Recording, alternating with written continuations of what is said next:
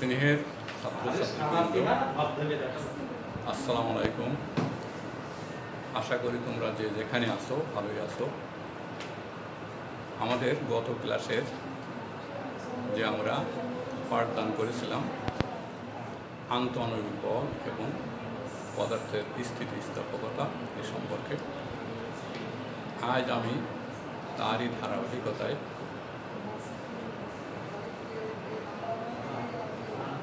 পীড়ন কি, কত প্রকার, সেগুলো বিশদ আলোচনা করব। আর হুকের সূত্র, বিবৃতি ও ব্যাখ্যা এবং স্থিতিস্থাপকতার বিভিন্ন গুণাঙ্ক নিয়ে আমরা আলোচনা করব। যাই হোক, আমরা এখন আলোচনা চলে যাই পীড়ন।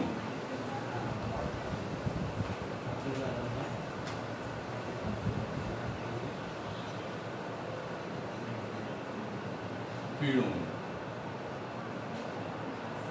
পীড়ন কি?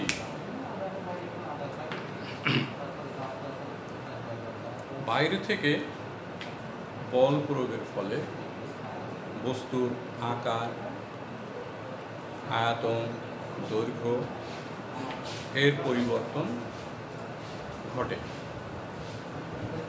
স্থিতিস্থাপক ধর্মের জন্য ওই বস্তুর ভিতর একটা বিকৃতি বাধাদানকারী বলের সৃষ্টি হয়।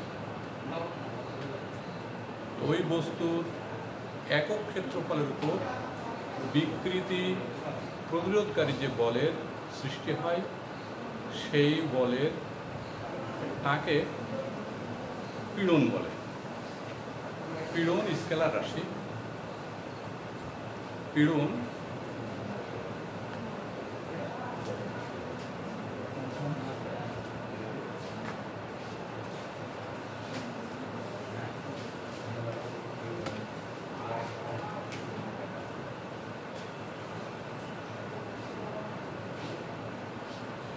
সমান প্রতিরোধকারী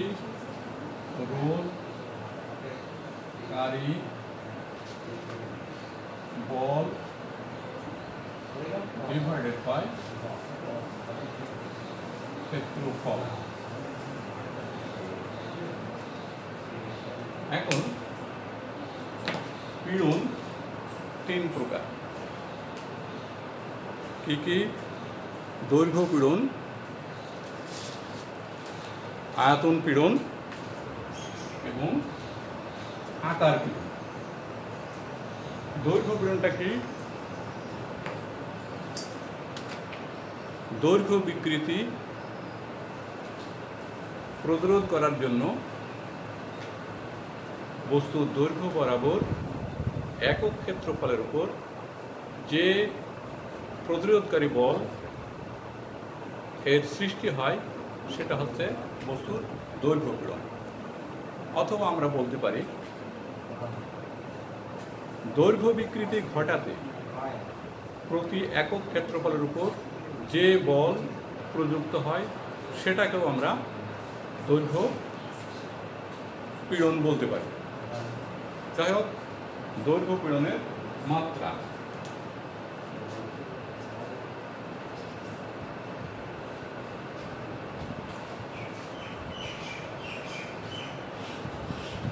দৈর্ঘ্য পীড়নের মাত্রা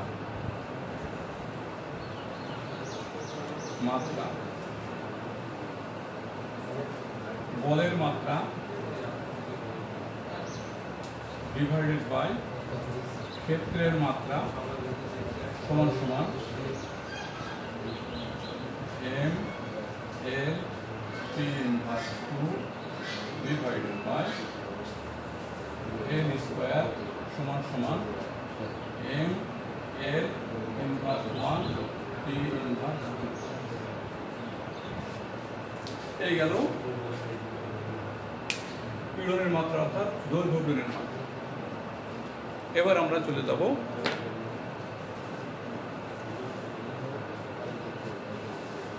আয়তন পীড়ন। আয়তন পীড়ন কি? আয়তন পীড়ন বলতে আয়তন বিকৃতি প্রতিরোধ করতে প্রতি একক ক্ষেত্রফলের উপর যে বল উদ্ভূত হয়, অথবা বলতে পারি আয়তন পীড়ন ঘটাতে প্রতি একক ক্ষেত্রফলের উপর যে পরিমাণ বল প্রযুক্ত হয় সেটাই হচ্ছে আয়তন পীড়ন। আয়তন পীড়নের মাত্রাও এক, পীড়নের মাত্রা যে দৈর্ঘ্য হোক আর আয়তন পীড়ন হোক আর আকার পীড়ন হোক, মাত্রা সবই একই। এবার আমরা চলে যাব আকার পীড়ন। আকার পীড়ন বলতে বস্তুর আকার বিকৃতি প্রতিরোধ করার জন্য তার পৃষ্ঠের স্পর্শক বরাবর একক ক্ষেত্রফলের উপর যে বল উদ্ভূত হয় তাকে বলা হবে ওই বস্তুর আকার পীড়ন। আকার পীড়নের মাত্রাও ওই পীড়নের মাত্রা। এবার আমরা চলে যাব হুকের সূত্র। হুকের সূত্রটা কি? রয়্যাল সোসাইটির প্রতিষ্ঠাতা রবার্ট হুক পীড়ন এবং বিকৃতির ভিতর একটা সম্পর্ক স্থাপন করেন। এই সম্পর্ক যে সূত্র দিয়ে উনি প্রকাশ করেন সেটা হলো হুকের সূত্র। হুকের সূত্রটা কি?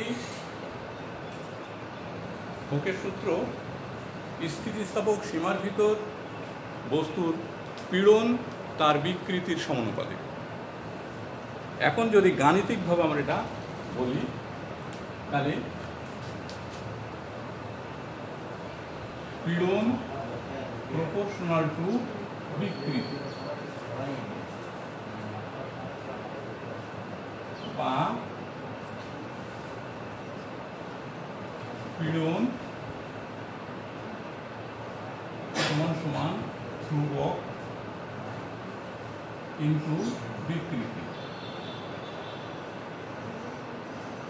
বা পীড়ন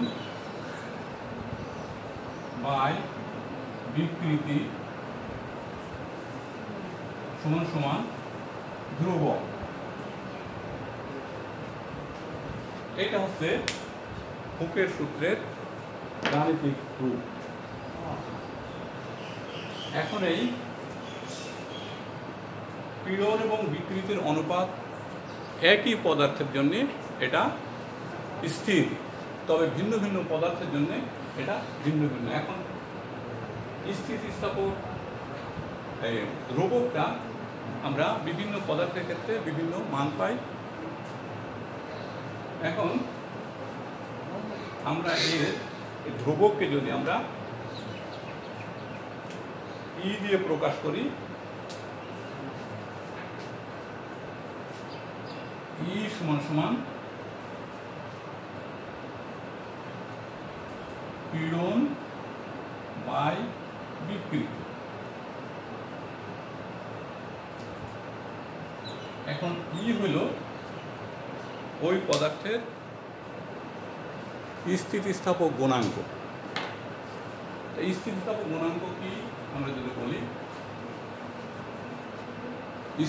স্থিতিস্থাপক সীমার ভিতর বস্তুর পীড়ন ও বিকৃতির অনুপাত একটা ধ্রুব সংখ্যা। এই ধ্রুব সংখ্যাকে ওই বস্তুর উপাদানের স্থিতিস্থাপক গুণাঙ্ক বলে। স্থিতিস্থাপক গুণাঙ্ক ওই বস্তুর উপাদানের উপর নির্ভর করে এবং তাপমাত্রার উপর নির্ভর করে। তাপমাত্রা বৃদ্ধি পালে স্থিতিস্থাপক গুণাঙ্ক হ্রাস পায়। এটা মূলত আন্তঃআণবিক দূরত্ব বাড়ার কারণেই তার স্থিতিস্থাপক গুণাঙ্ক হ্রাস পায়। যাই হোক, স্থিতিস্থাপক গুণাঙ্ক কি আমরা জানলাম। তো স্থিতিস্থাপক গুণাঙ্ক তিন ধরনের।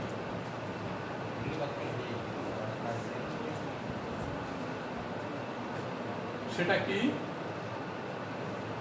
আমরা যদি পীড়ন 2 গুণ করি, বিকৃতি হবে 2 গুণ। পীড়ন 3 গুণ করলে বিকৃতি হবে 3, অর্থাৎ পীড়ন বিকৃতি একই হারে বাড়তে থাকে। পীড়ন মূলত বস্তুর বিকৃতি ঘটলে ওর ভিতর একক ক্ষেত্রফল যে প্রতিক্রিয়াশীল বল সৃষ্টি হয় সেটাই হচ্ছে বস্তুর পীড়ন। অর্থাৎ বস্তুর বিকৃতি বাড়লেই ওর ভিতর প্রতিরোধকারী বল বৃদ্ধি পায়। এটা হলো হুকের সূত্রের ব্যাখ্যা। এখন স্থিতিস্থাপক গুণাঙ্ক ই তিন ধরনের। এটা হচ্ছে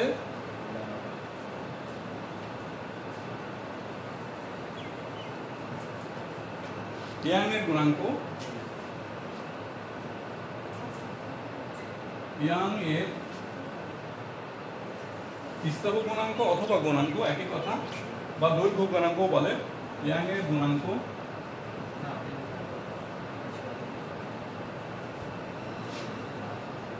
দুই হচ্ছে আয়তনের গুণাঙ্ক,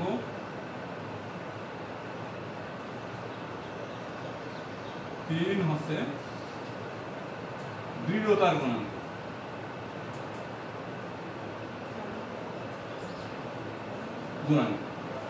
তাহলে স্থিতিস্থাপক গুণাঙ্ক আমরা দেখি এটা তিন ভাগে ভাগ করা যায় বা তিন প্রকার। এখন ইয়াংয়ের গুণাঙ্ক কি? স্থিতিস্থাপক সীমার ভিতর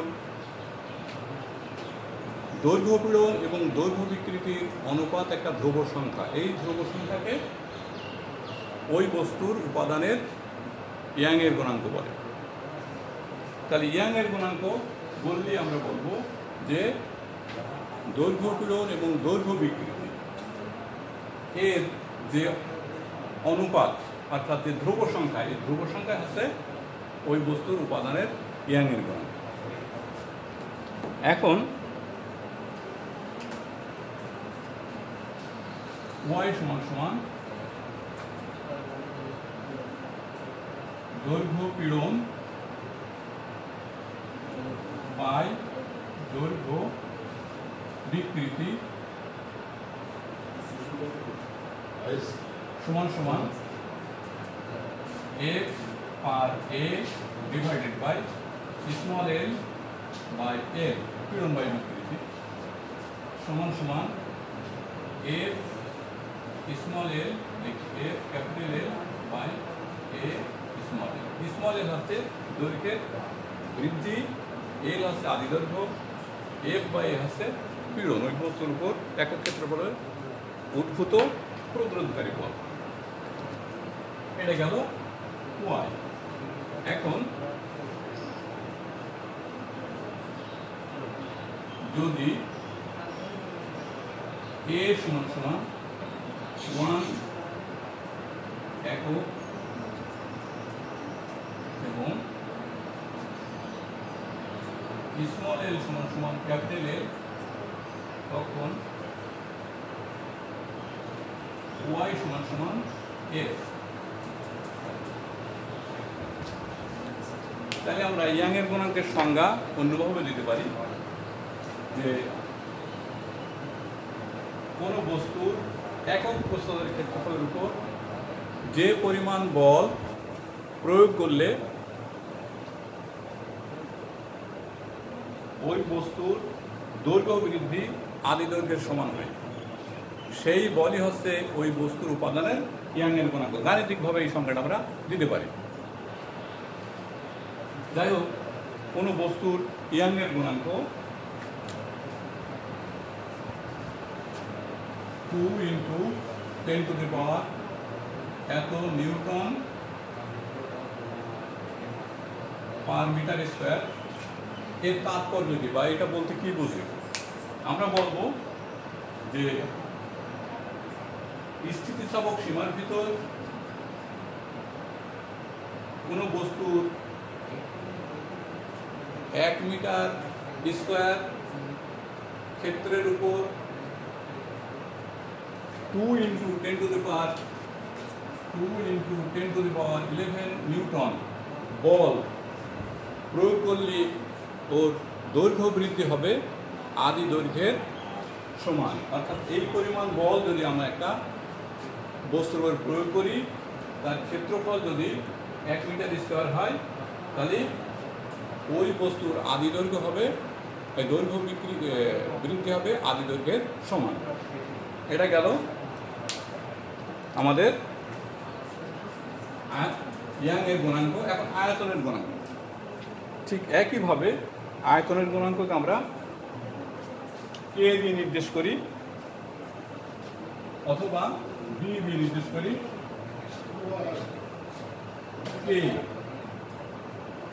কে মানে হচ্ছে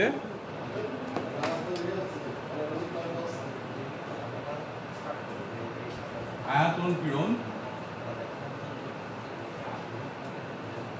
পীড়ন বাই আয়তন বিক্রি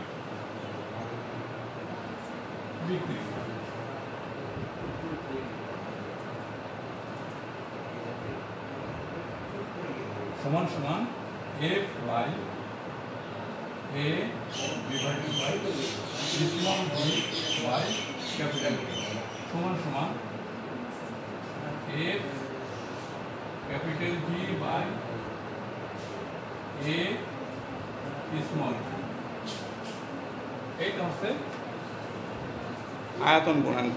আয়তন গুণাঙ্ককে আমরা বলতে পারি, সংজ্ঞা দিতে পারি, যদি A সমান সমান 1 একক এবং অর্থাৎ একক ক্ষেত্রফলের উপর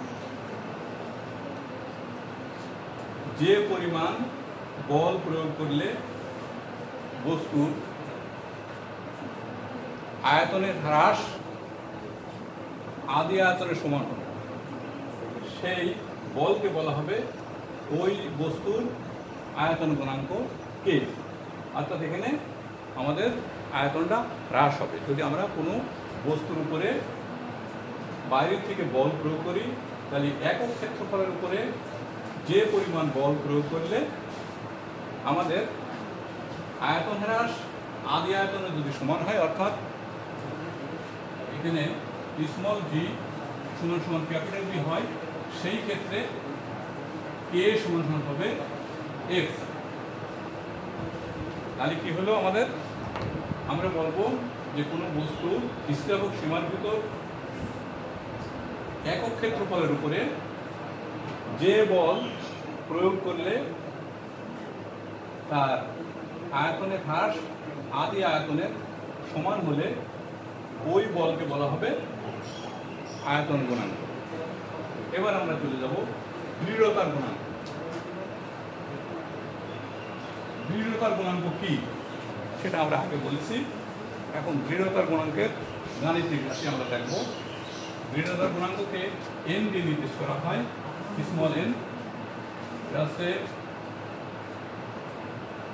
আকার পীড়ন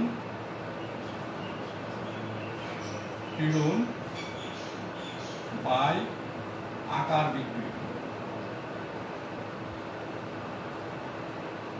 বিকৃতি সমান সমান F by A divided by theta সমান সমান F A থিটা, এটা n। এখন এখান থেকে আমরা অনুরূপভাবে দৃঢ়তার গুণাঙ্কের সংজ্ঞাও দিতে পারি। কোনো বস্তুর একক ক্ষেত্রফলের উপরে যে বল প্রয়োগ করলে ওই বস্তুর কৌণিক বিকৃতি 1 রেডিয়ান হবে, সেই বলকে বলা হবে ওই বস্তুর দৃঢ়তার গুণাঙ্ক। যদি A সমান সমান 1 একক, থিটা সমান সমান 1, তখন n সমান সমান F।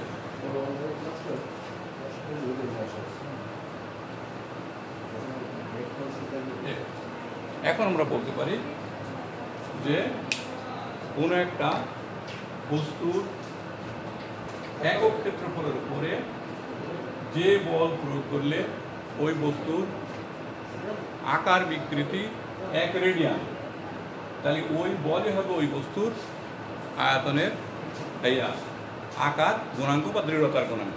আচ্ছা, this is mass for today. আগামী ক্লাস আমরা আলোচনা করব পয়সনের অনুপাত এবং আরও বিভিন্ন রাশি।